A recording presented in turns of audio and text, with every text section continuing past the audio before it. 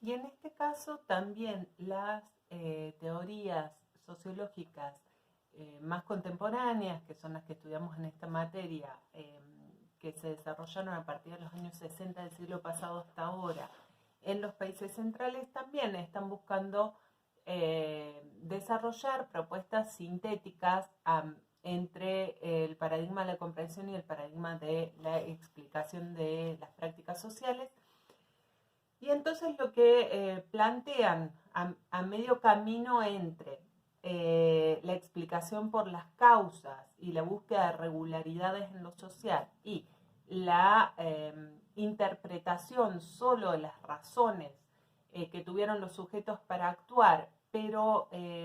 comprendiendo a los hechos en su singularidad absoluta y no reiterable,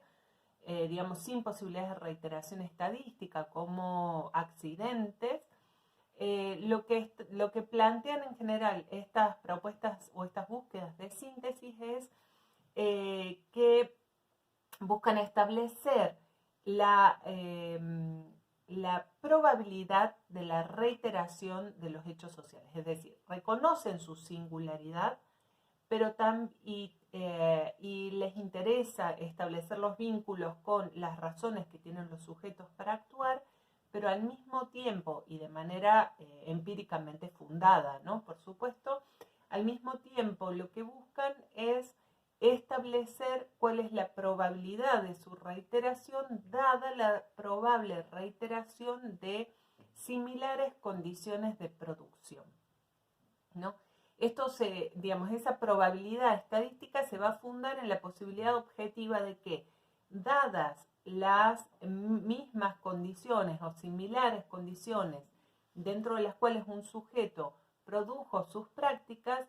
es probable que su manera de actuar se reitere si esas condiciones se repiten. Digamos. Eso es lo que buscan de diferentes maneras, con diferentes énfasis, estas propuestas sintéticas. Bien, entonces esto como segundo punto, ¿no? En primer lugar, lo que mencionábamos en la primera parte, el conocimiento como una construcción desde un punto de vista teórico y social. Como segundo punto, esta idea que en toda teoría sociológica hay una visión sobre sujetos, condiciones objetivas y relaciones entre sujetos y condiciones objetivas para explicar las prácticas sociales y que eso implica poner diferentes tipos de énfasis. Como tercer punto, tercera hipótesis o tercer supuesto o clave de lectura a partir de la cual vamos a abordar toda nuestra materia es, que también mencioné en la presentación de la materia, es que toda estrategia de intervención es una teoría de la acción puesta en acción. Digamos, otra cita de Ricardo Costa, profesor a quien le debo gran parte de mi formación, así que me escucharán mencionarlo muchas veces. ¿Cuál es esta idea o cuál es este supuesto? Que todos los programas de cambio social, no solo de cambio social a gran escala, sino también de pequeños cambios sociales, ya sea desarrollados por el Estado o por empresas o por organizaciones sociales o lo que fuera, digamos, desde políticas públicas estatales a planes, programas de gobierno de todos los niveles y también, como digo, desarrollados por la sociedad civil o por las por propios grupos de personas de manera informal o por empresas o fundaciones empresarias o lo que fuera. Toda aquella estrategia que busca cambiar, cambiar algo de lo social, y por eso esto es un vínculo claro con la teoría política, se funda de manera explícita y muchísimas veces, o la mayoría de las veces de manera implícita, en una teoría sociológica porque se funda en una cierta manera de conceptualizar a los sujetos, a las condiciones objetivas y a la relación entre sujetos y condiciones objetivas para explicar las prácticas sociales y para establecer diagnósticos y pensar cuál es el mejor modo de intervenir para modificar esas prácticas. En esto siempre, históricamente, en esta materia, hemos usado ejemplos de las estrategias de intervención sanitarias y este año, bueno, eso es así como ejemplos de cajón, Digo, una cosa es pensar que la pandemia se controla por el comportamiento apelando a la responsabilidad de las ciudadanas y de los ciudadanos exclusivamente, digo, para decirlo a muy grosso modo, digo como un extremo el modelo sueco, ¿no? Mantener la sociedad abierta, funcionando como siempre y diciéndole a la gente, ustedes tienen que mantener distancia social y nada más. Digo, esto es apostar a la libertad individual, fuertemente a la responsabilidad individual, a los valores y conocimientos y posibilidades de los sujetos para establecer un cambio social, digo, como estrategia de intervención, y las estrategias de otros países ya en el otro extremo, más autoritarias, absolutamente reguladas por el Estado, con un seguimiento y un control muy estricto, muchas veces, digo, en algunos países asiáticos sobre todo, digo, el modelo de algunos países asiáticos sobre todo, con un control también muy propiciado por la tecnología para seguir absolutamente todas las acciones de los sujetos, para controlar que los sujetos hagan lo que se les dice que hacen, digamos como los dos grandes extremos entre el autoritarismo, digamos, entre la libertad absoluta y el autoritarismo, pensando en la determinación de las prácticas sociales para el control de esas prácticas. Digamos, y en América Latina en general y en Argentina en particular hemos tenido modelos más híbridos que por un lado apuestan a esta responsabilidad individual, pero que al mismo tiempo apuestan a un cambio poniendo énfasis en la conducta de los sujetos,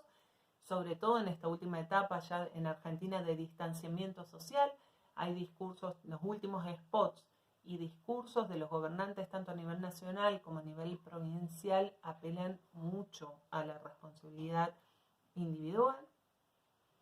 Y una primera instancia en la que se puso el foco muy fuertemente en las condiciones objetivas, ¿no? Se tuvo en claro que si no se garantizaban ciertas condiciones objetivas, no íbamos a salir bien de esta situación. Entonces, digo, hubo una etapa muy fuerte de aislamiento social, pero apostando a construir hospitales, buscar respiradores, conseguir test diagnósticos. Digo, acuérdense que en la primera etapa ni siquiera teníamos test para hacer análisis, ¿no? Entonces hubo una etapa de apuesta muy fuerte a mejorar las condiciones objetivas, estructurales, materiales que nos iban a permitir enfrentar esta emergencia sanitaria como país, digamos como sociedad. Eso implicó también, por ejemplo, la apuesta grande en ciencia y técnica para que se desarrollen proyectos nacionales de vacunas, de diferentes tipos de medicamentos, de diferentes tipos de test, de diferentes tipos de respiradores, etcétera, para no estar dependiendo siempre del mercado externo en materia de recursos sanitarios. Entonces, digo, en Argentina tuvimos una intervención a grosso modo que fue poniendo en diferentes etapas el acento en una o en otra dimensión. Digo, el ejemplo que yo solía usar otros años para explicar esto de que toda estrategia de intervención es una teoría de la acción puesta en acción y cuál es la conexión entre las políticas públicas y las teorías sociológicas que están implícitas en esas políticas públicas, usaba siempre el ejemplo de los programas de cuidado, de prevención de la salud que le enseñan a la gente a lavarse las manos. La pregunta es si la gente tiene agua potable que le llegue y agua corriente que le llegue hasta su casa para poder lavarse las manos de manera diaria, ¿no? Que es lo mismo que digamos, el problema que se planteó en Villa 31 en Buenos Aires cuando el COVID-19 llegó a Villa 31 y estaban sin agua potable, ¿no? O cuando había que lavarse las manos con frecuencia, o cuando nos pedían que nos quedemos en casa y hay quienes no tienen casa o hay para quienes las casas o sus hogares son amenazas, digamos, es el lugar donde está la persona que los agrede. digo, hablando de mujeres, hablando de niñas, niños, adolescentes y también de adultos mayores, ¿no? Bueno, digo, lo que queremos plantear con esto es que las teorías sociológicas o el aprendizaje de las teorías sociológicas y de pensar y de identificar con claridad estos tres elementos de las teorías sociológicas nos permiten también tener mucha capacidad crítica y mucha claridad crítica para trabajar en teorías políticas y sobre todo en cuestiones vinculadas a las políticas públicas. Bien, una cosa que quiero aclarar también con respecto a esto es que son dos cosas distintas y que analíticamente hay que saber diferenciar, aunque estén vinculadas de la manera en que acabo de exponer. Una cosa son las teorías de la explicación social, que es en lo que nos centramos en sociología, es cómo se comprenden y explican las acciones sociales, y otra cosa son las teorías del cambio social, y es cuándo y de qué modo se produce el cambio social. Están, como dije, claramente conectadas unas con otras, pero son diferentes, porque las teorías del cambio social son teorías normativas. Lo que buscan es cómo debe ser una sociedad o cómo debe ser una acción social o una práctica social. Y en el otro caso, con las teorías explicativas, lo que tratamos es de comprender y explicar por qué son como son, ¿sí? Entonces, el por qué son como son es una cosa y el cómo deben ser es otra que debemos tener claridad analítica para distinguirlas, aunque también tenemos que tener claridad analítica para establecer e identificar las conexiones entre unas y otras. Bien. Bueno, digo, todo esto que hemos planteado hasta ahora son claves de lectura de la materia, es la forma en que vamos a pensar y trabajar las teorías sociológicas que nos tocan en esta materia. Por eso, en cada clase vamos a comenzar identificando de alguna manera el lugar social y el lugar teórico de producción de cada uno de los autores que vamos a abordar, y vamos a identificar estos tres elementos o conceptos claves en su producción teórica, y también vamos a pensar qué implicaría eso para estrategias de intervención política. Bueno, con esto cierro la